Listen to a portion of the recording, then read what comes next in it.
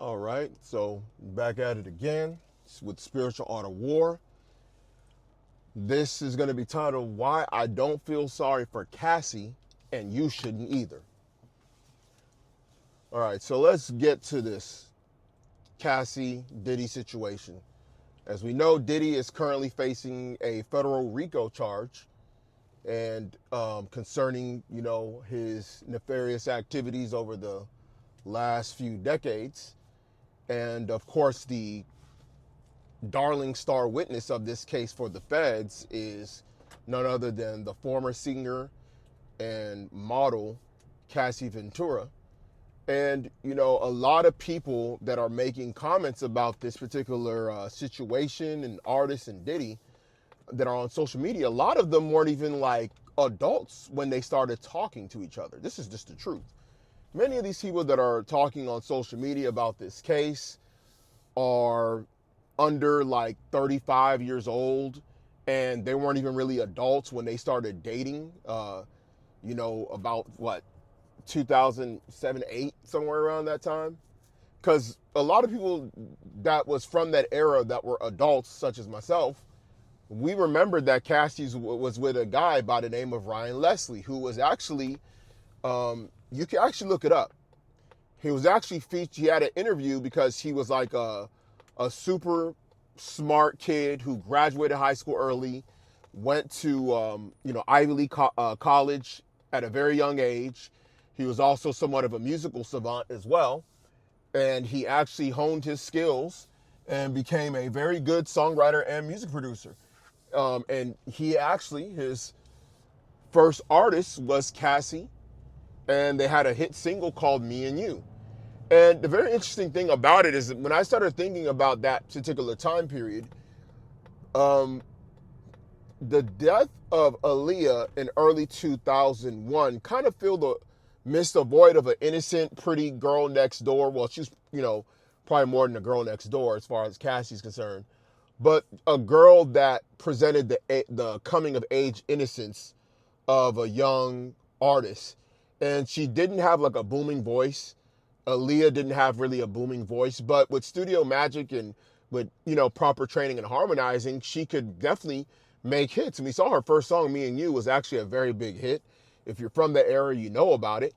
And she eventually was, taken away from Ryan Leslie by none other than the Diddler, who we knew growing up as Puff Daddy, later changed to Diddy or P. Diddy, and then Diddy, and then Love Combs.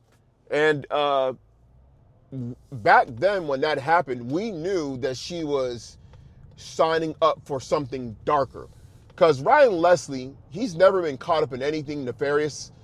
He's a guy that is about investing. He's about an artist owning his own intellectual property. This is a guy that was a Harvard graduate who graduated high school like at a very young age. I want to say he graduated high school like 2 or 3 years early and went to like Harvard or whatever. And he definitely had the know-how and the vision to curate a career path for Cassie that probably would have been very beneficial for her.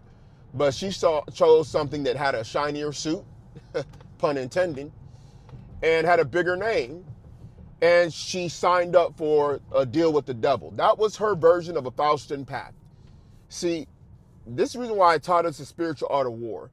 Because these celebrities, the bigger they want to be, the more of their soul in themselves that they're going to have to give up to get it. And Cassie made a business decision that she was willing to be with a guy who had a bad history with his own artists. Okay?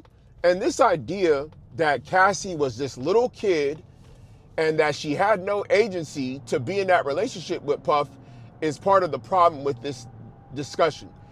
Because many women are using this situation to basically say that she had no agency, her prefrontal cortex wasn't fully developed yet for her to make that decision. Meanwhile, you same women will say that men are not as mature as women. You'll say that women mature faster. But when it comes to them making bad decisions, all of a sudden they have no agency. They didn't know what they were doing. They were somehow manipulated. They were somehow coerced. They were somehow enticed. Yes, she was enticed. She was tempted by something that she wanted, and he dangled the carrot in front of her, and she chose what she wanted to get out of life. Now, when she chose the option of being with Diddy, she did not get exactly what she wanted. She wanted to be a star. She wanted to be an Aaliyah type of person. And Diddy, for whatever reason that is unknown, never really did much with her. Yeah, there's a few songs here and there that she did. Yeah, he did have her work with a couple of artists here and there, but he only did that to appease her at times because she did not want to just be nothing more known to just his arm candy. Now, behind the scenes, no one knew that this stuff was going on until this lawsuit came out, this civil suit came out, where she accused Diddy of these different things. Fast forward to this trial. As you know, she got her little $20 million within 24 hours of that civil suit being launched, which later triggered the Fed case. And now we're in the case, and we're finding out that Cassie was a willing participant in these alleged freak-offs. And not only that, she was coercing the men in these freak-offs to do things to her that they had never done before, including urinating on her. Now, this is where the rubber meets the road with this situation. How come Cassie, who chose the escorts, the male escorts, who told them to not only urinate on her, she even asked, the guy even was questioned. He said she told him to do it, asked him if he's ever done it before, which he said no, and she told him she wants him to do it. And she was having these men release man juice inside of her, which then was, some stuff was done with Diddy that I will not discuss after that. And she was also paying these men as well and setting up the freak-offs. How come she is not part of the human trafficking? How come she's not part of the RICO?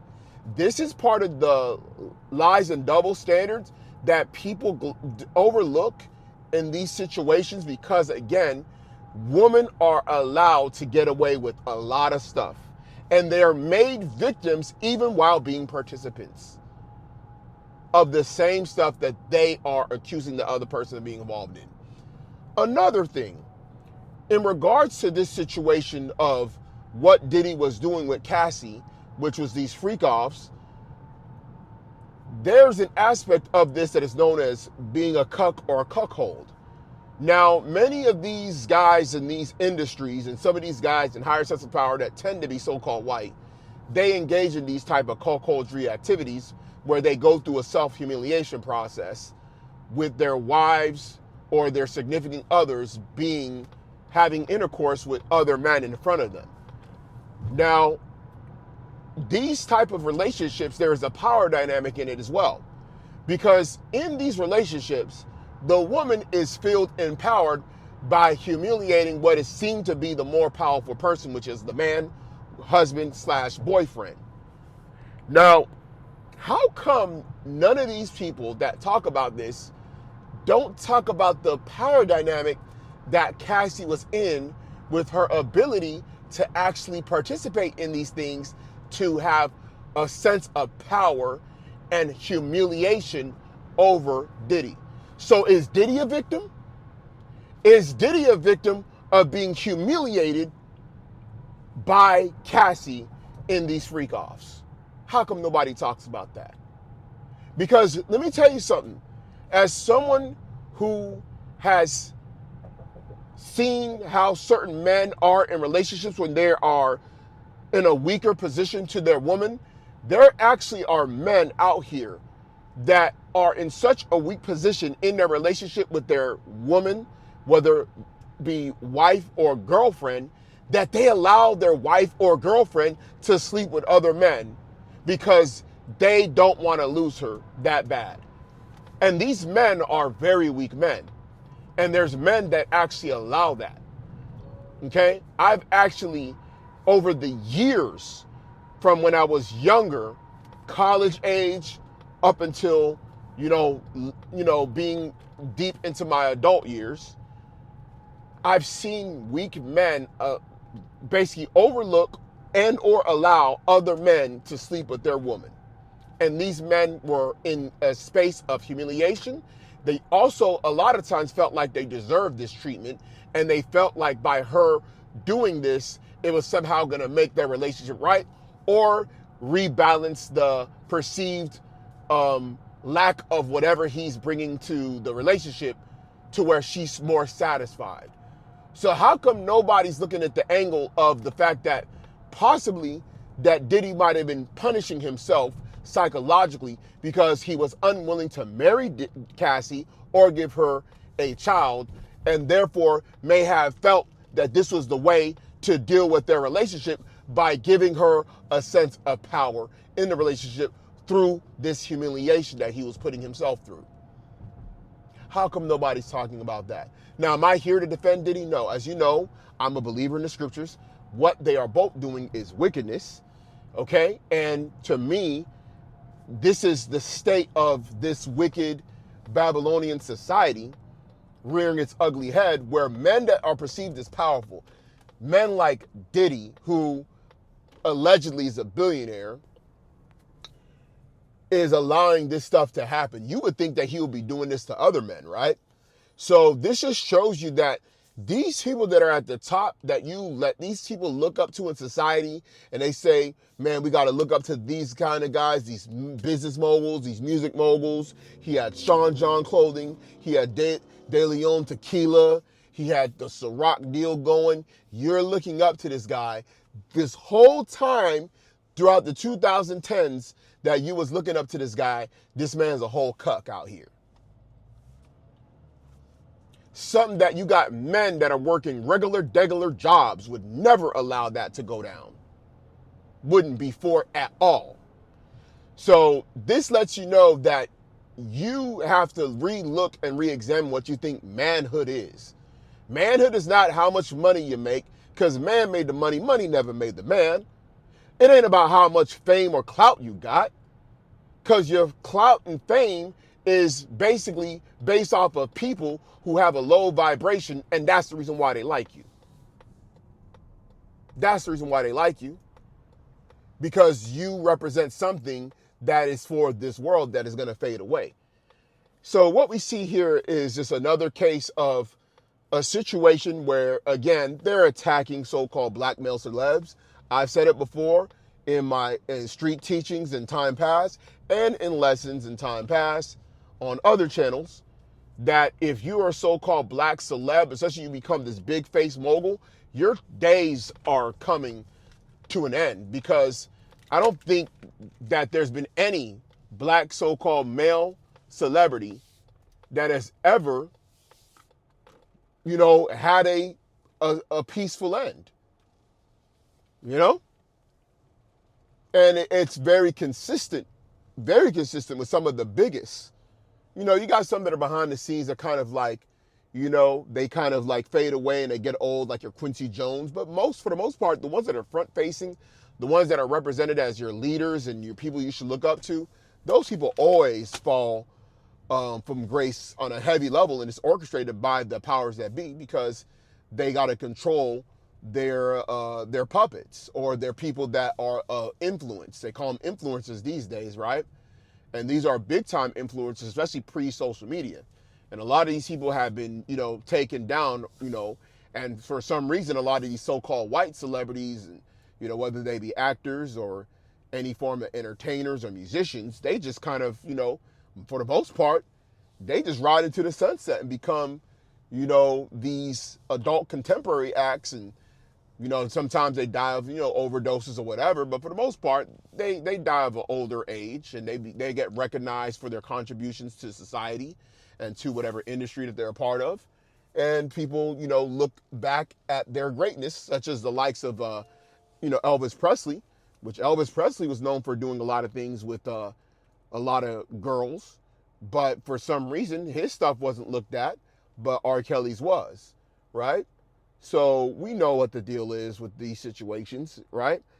But in regards to the Diddy case, there is still more to come. A lot of people think that the whole case is based off of just strictly Cassie. There are other women who allege themselves to be victims of the nefarious activities of the diddler. And they are supposed to have their time when they're going to also testify.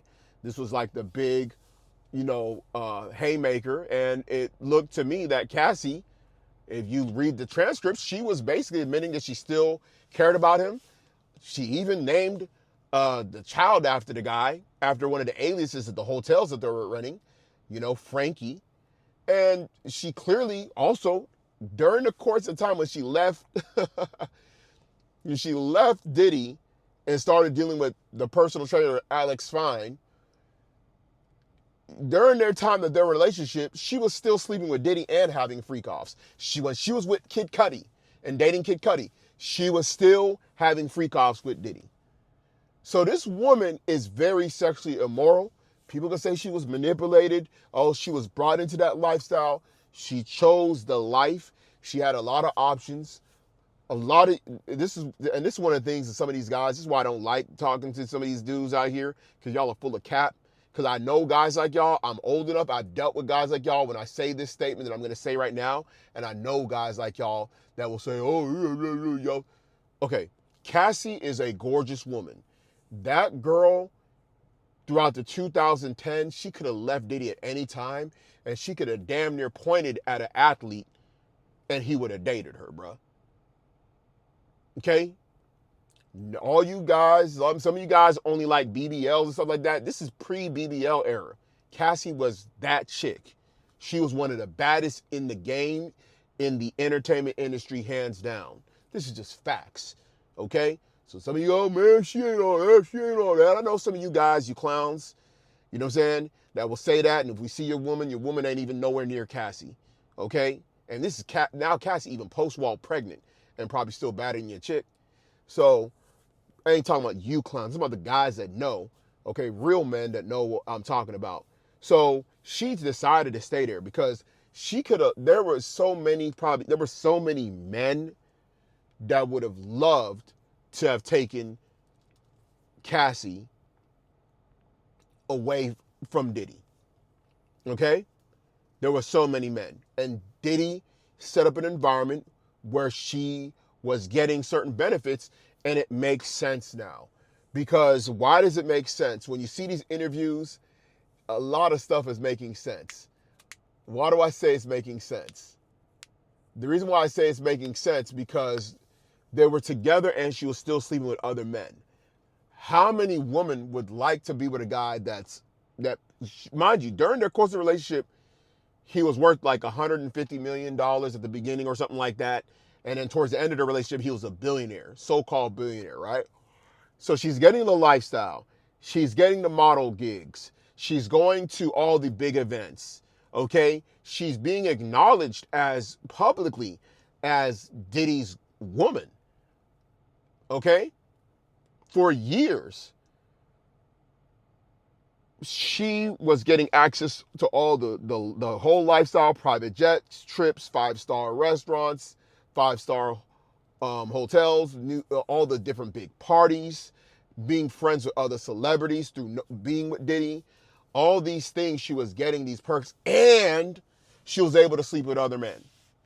Now it makes sense why it was so hard for her to leave. Oh, and by the way, he was also supplying her with drugs, okay? The drugs of her choice. So you're talking about a woman that's getting all the carnal pleasures of life allotted to her. That is a very big pull and tug on somebody's soul, okay? Now, I believe the reason why she filed this suit is because when they broke up, Diddy moved on to Young Miami of the City Girls, and she replaced Diddy's, public love to the world. Meaning that she got the new attention, and I believe, and it's actually proven throughout their relationship, when you go through the court transcripts, that she was jealous at times when he was connected to other women, including, I think, Gina, the Vietnamese chick that he was with during the time that he was with also Young Miami, and he was with Cassie. He was also attached to another girl, Jade Ramey, right before this whole situation. During the time he was with uh, Young Miami. And she knew that Young Miami more than likely was participating in the freak-offs that she was participating in. And because she knows Diddy is a he's a he's a freak. He's a super freak. Okay, he's a very immoral man, and he's going to continue that. And that's probably what Young Miami was involved in, but she ain't gonna speak against him. Um, we're gonna assume that the same thing was happening. It's hard to believe that he would stop doing that because he got a new girl. So there's a lot of jealousy aspect, and then she wanted to get married to Diddy. Diddy also said in the interview that he looks at Kim as his soulmate. That hurt her. She felt hurt by that. Then she also wanted to have a baby with him. And I think what happened was, had Diddy had legally married her, this wouldn't have came out. Had Diddy had a baby with her, and even if they broke up and he was paying child support, but she at least got the kid out of him, and she was able to get child support of a tune of maybe 7 figures a year, and she also has one of the Combs kids, like she actually is always tied to Diddy. Therefore, she might play the new Kim Porter role, how Kim was still able to live in the house and still able to get a lot of different perks for being tied to Diddy. Then she would have never did this. So I think that this is partly kind of what happened, is that jealousy and envy set into her. And as you know, when she left Diddy, she really had no money. She had no money coming in. He had cut her completely off. And when the freak offs would come, I'm pretty sure he was chopping her off money. He was also supplying her drugs. And it probably got to the point when the whole Young Miami situation happened that she was like, enough is enough. I'm not getting no bread. I got no marriage. I got no child out of this guy. And this woman is enjoying it. I'm going to get what I need to get. You need to give me some money. For all these years of what I did for you, I was willing to do everything for you, and you gave me nothing out of it at the end. And I'm 30 plus years old, and I'm a wreck and all that stuff. You know what I'm saying? So it is what it is. I don't believe that Cassie was this type of woman before she met Diddy, but relationships change people and what they're willing to do to keep somebody happy. This type of situation can happen. And it's no surprise that they had this type of relationship, considering how Diddy is and all the rumors concerning him. So it is what it is in the situation. I don't know what's going to happen with her relationship with Alex Fine, her husband. She's pregnant, I believe, with their 3rd child right now. She also, I believe, may or may not have been awarded, I think, $10 million by the International Hotel, who I believe was the hotel chain that had the footage that they didn't release, or they had under wraps for so long. So the woman came up with a bag, and she was able to basically be a participant in her own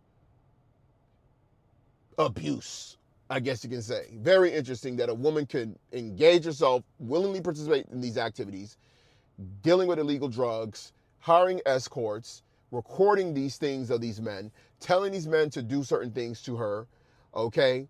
And then somehow she's a victim, go and do a civil suit, get $30 million from the hotel from Diddy, and she's still a victim in the eyes of the society.